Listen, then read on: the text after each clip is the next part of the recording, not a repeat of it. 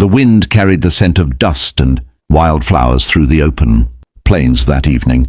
The sun had just begun to sink behind the far hills, painting the sky with streaks of gold and crimson.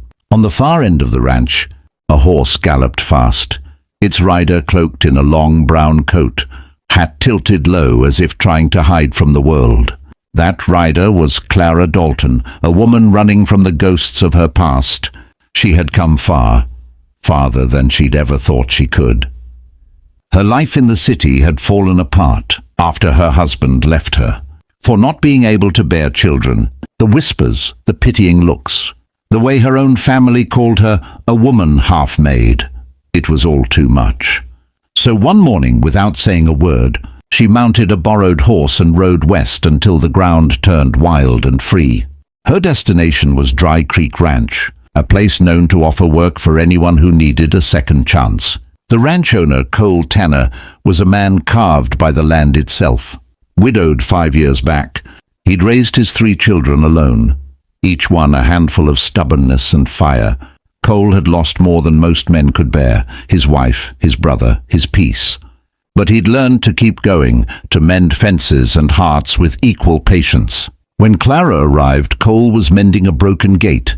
His sleeves were rolled up, muscles tense beneath sun-tanned skin, eyes the color of an evening storm. He looked up when her horse stopped by the fence. "You lost, ma'am?" he asked, voice low and rough like gravel under boot. Clara shook her head. "Just looking for work." He studied her for a long moment. The dusty coat, the worn gloves, the tired but steady eyes. Something in her expression told him she'd been through more than any woman should. "You any good with horses?" "Better than I am with people." That made him grin. The first real grin he'd had in weeks. "Then you'll fit right in." So began Clara's new life. Quiet, hardworking, filled with the scent of hay and the laughter of children, who slowly began to trust her. Little Maggie, the youngest, followed her everywhere. Luke, the middle child, tried to act tough, but secretly left her apples on the porch every morning. Tom, the eldest, asked her questions about the world beyond the ranch, his eyes bright with curiosity. Cole watched all this from afar, feeling something shift inside him, something he hadn't felt since his wife died. Clara wasn't like the other women who'd come around offering help. She didn't flirt, didn't pry, didn't pretend to fix what was already broken. She just belonged. One night, after a long day of work, they stood together near the fence watching the sunset. The silence between them was easy, almost peaceful. "You've done good with them," Clara said softly. He nodded. "They keep me going. Ranch work's tough, but it's raising them that keeps me grounded." She smiled faintly, her eyes glistening. "You're lucky. Some people never get that chance." He turned to her, sensing something heavy in her tone. "You mean you?" She looked away. "I can't have children, Cole. Doctor said it years ago. Guess I was born to be alone." The silence that followed stretched long. The wind carried only the sound of horses in the distance. Then Cole chuckled, low, warm, full of quiet understanding. "Well," he said, tipping his hat, "good. I've got enough kids for both of us."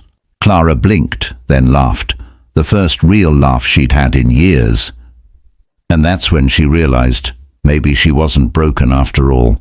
Maybe she'd just been looking for the right kind of family. Weeks turned into months, and the rhythm of ranch life settled into Clara's bones. She woke before dawn, milked the cows, fixed fences, and taught Maggie how to braid rope. She found herself smiling more often, her heart lighter, her steps steadier. Cole noticed everything, the way she hummed while working, how the kids leaned on her like she'd always been there. It wasn't long before Dry Creek began to feel less like a workplace and more like home. But the past has a way of catching up, even in places where time seems to stand still. One afternoon, while Clara was helping Luke feed the horses, a man rode up the trail, dressed in fine city clothes, carrying the scent of cologne and arrogance. It was Henry, her ex-husband. "Clara," he said coldly, "so this is where you ran off to?" The air grew still. Cole stepped forward, protective instinct flaring. "What's your business here?" Cole asked. Henry sneered. "My business? That woman there is my wife. I was, Clara said, standing tall. You made sure of that the day you walked out. Henry's smirk faltered. You think you can just run away and play farmer? You were nothing in the city, and you're nothing here. Cole took one slow step closer. Funny, he said, voice calm but dangerous. Because from where I stand, she's the strongest person on this ranch. Henry scoffed. You don't know what she is. Cole's eyes hardened. I know exactly what she is. A woman who works harder than any man I've met. A woman who gave my kids back their laughter. Henry tried to speak, but Clara raised her hand. Don't. I'm not yours anymore. You wanted a woman who could give you children. I found a man who doesn't need me to. The ranch fell silent again. Henry turned his horse, humiliated, and rode away, leaving behind a cloud of dust and the last piece of Clara's past. That evening, as the stars bloomed above, Clara sat with Cole on the porch. The kids were asleep inside. You really meant what you said? She whispered. He smiled, leaning back. Every word. You think I'd trade you for anything? You've given me more than I could ask for. A partner. A mother for my kids. Peace. Her eyes softened. I thought I couldn't be a mother. You already are, he said. Maybe not by blood, but by heart. A tear rolled down her cheek as she leaned against his shoulder.